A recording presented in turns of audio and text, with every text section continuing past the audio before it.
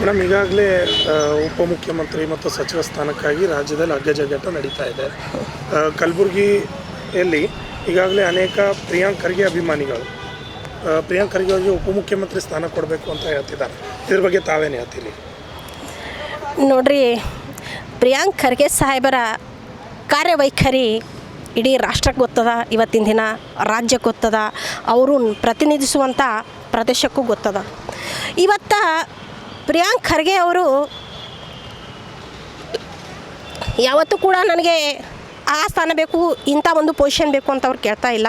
High command ಆದೇಶದ ಪ್ರಕಾರ ಅವ್ರು ಕೆಲಸ ಮಾಡತ್ತಾರ. ಪಕ್ಷದ ನಿರ್ದೇಶನದಂತೆ ಅವ್ರು ನಡ್ಕೋತಾ ಇದ್ದಾರೆ. ಕಾಂಗ್ರೆಸ್ ಪಕ್ಷದ ನಿರ್ದೇಶನದಿಂದ ಭಾಳ ಶಿಸ್ತಾಗಿ ಅವ್ರು ಕೆಲಸ ಮಾಡತ್ತಾರ. ಅವರು ಕೊಟ್ಟಿರುವಂಥ ಈ 3 ಸಲ ಅವರು ಮಿನಿಸ್ಟರ್ ಆದರೂ ಕೂಡ ಭಾಳ ಅಚ್ಚುಕಟ್ಟಾಗಿ ಅವರ ಒಂದು ಮಿನಿಸ್ಟ್ರನ್ನ ನಿಭಾಯಿಸಿದ್ದಾರೆ. ಅವರು ITBT ನೋಡ್ಕೊಂಡಿದ್ದಾರೆ. ಪಂಚಾಯತ್ ರಾಜ್ ಗ್ರಾಮೀಣಾಭಿವೃದ್ಧಿ ಸಚಿವರಾಗಿ ಕರ್ನಾಟಕ ರಾಜ್ಯಕ್ಕೆ ಬೆಸ್ಟ್ ಪಂಚಾಯತ್ ರಾಜ್ ಅನ್ನುವಂಥ ಅವಾರ್ಡ್ ತಂದು ಕೊಟ್ಟರು. ಭಾಳಷ್ಟು ಕೆಲಸಗಳು ನಮ್ಮ ಪ್ರಿಯಾಂಕ್ ಸಾಹೇಬರು ಅವರು ಪ್ರತಿನಿಧಿಸುವಂಥ ಪ್ರದೇಶಕ್ಕೆ ಕೊಟ್ಟಿದ್ದಾರೆ. ಅದಕ್ಕೆ ನಾವು ಭಾಳ ಧನ್ಯವಾದ ಹೇಳ್ತೀವಿ. ಇವತ್ತು ನಮ್ಮ ಪಕ್ಷನೂ ಕೂಡ ಜನರ ಅಭಿಲಾಷೆಯಂತೆ, ಯಾರ್ದೋ ಒಬ್ಬ ವ್ಯಕ್ತಿ ಅಭಿಲಾಷೆ ಅಂತ ಅಲ್ಲ, ಸ್ವತಃ ಅವ್ರದ್ದೇ ಅಭಿಲಾಷೆ ಅಲ್ಲ,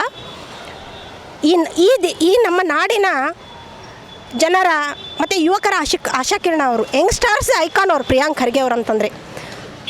ಜನರ ಅಪೇಕ್ಷೆಯಂತೆ, ಅಭಿಲಾಷೆಯಂತೆ ಜನರು ಇವತ್ತು ಏನು ಅವರಿಗೆ ಒಳ್ಳೆಯ ಸೂಕ್ತ ಸ್ಥಾನಮಾನ ಕೊಡಬೇಕು ಅಂತ ಪಕ್ಷದ ಮುಂದೆ ಅಹವಾಲು ಸಲ್ಲಿಸ್ತಾ ಇದ್ದಾರೆ. ಜನರ ಅಪೇಕ್ಷೆಯಂತೆ ಇವತ್ತು ನಮ್ಮ ಪಕ್ಷ ನಡ್ಕೊಳ್ಳಿ. ಜನರು ಏನು ಬಯಸ್ತಾ ಇದ್ದಾರೋ ಪ್ರಿಯಾಂಕ್ ಖರ್ಗೆ ಅವರನ್ನು DCM ಆಗಿ ನೋಡಬೇಕು, ಇನ್ನೂ ಒಂದು ಒಳ್ಳೆಯ ಸ್ಥಾನದಲ್ಲಿ ನೋಡಬೇಕು ಅಂತ ಜನರ ನಿರೀಕ್ಷೆ ಇದನ್ನು ಅವ್ರ ನಿರೀಕ್ಷೆ ತಕ್ಕಂಗೆ ನಡ್ಕೊಂಡ್ರೆ ಇವತ್ತು ರಾಜ್ಯಕ್ಕೂ ಒಳ್ಳೆಯದಾಗ್ತದೆ, ದೇಶಕ್ಕೂ ಒಳ್ಳೆಯದಾಗ್ತದೆ, ಅವ್ರನ್ನ ಪ್ರತಿನಿಧಿಸುವಂಥ ಪ್ರದೇಶಕ್ಕೂ ಒಳ್ಳೆಯದಾಗ್ತದಂತ ನಾನು ಹೇಳಕ್ಕೆ ಬಯಸ್ತೀನಿ.